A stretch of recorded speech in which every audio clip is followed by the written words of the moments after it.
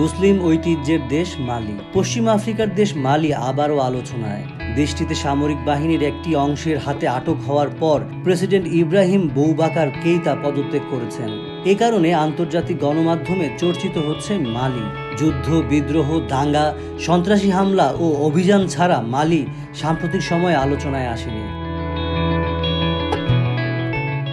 মালি এখন দরিদ্র দেশ হলেও একসময় ছিল ধনী ও সচ্ছল দেশ। সেই ইতিহাস অনেকটা গল্পের মতো। 14 শতাব্দীতে ইউরোপে যখন দুর্ভিক্ষ আর খাদ্যাভাবে লাখ লাখ মানুষ মারা যায়, তখন খাবারের অভাব কি মালির লোকজন তা জানত না। আর ইতিহাসে গত 1000 বছরের মধ্যে সবচেয়ে ধনবান যে ব্যক্তি ছিলেন মালির মুসলিম রাজা মানসা মুসা। উপনিবেশ মালির এই দুরবস্থার জন্য দায়ী। এক সময়কার বিশ্বের দ্বিতীয় বৃহত্তম উপনিবেশিক শক্তি ফ্রান্স 1904 সালে মালি দখল করে নেয়। পরে 1960 সালের 22 সেপ্টেম্বর ফরাসি উপনিবেশের কবল থেকে স্বাধীনতা লাভ করে মালি। এরপরও ফ্রান্স মালির আর্থ রাজনৈতিক ক্ষেত্রে প্রভাব বজায় রাখে।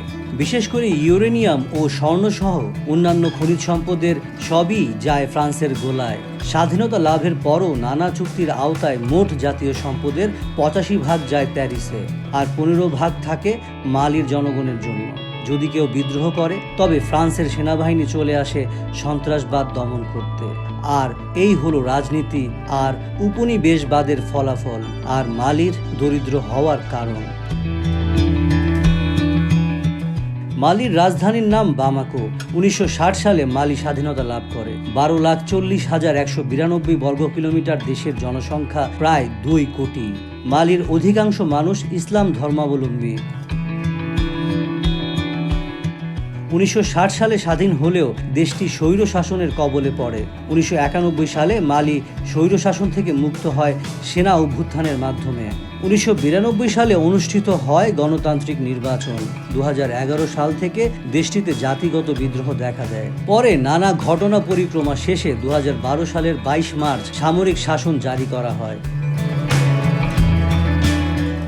মালি মুসলিম ঐতিহ্যের দেশ। এর প্রতিটি শহরেই রয়েছে নান্দনিক মসজিদ।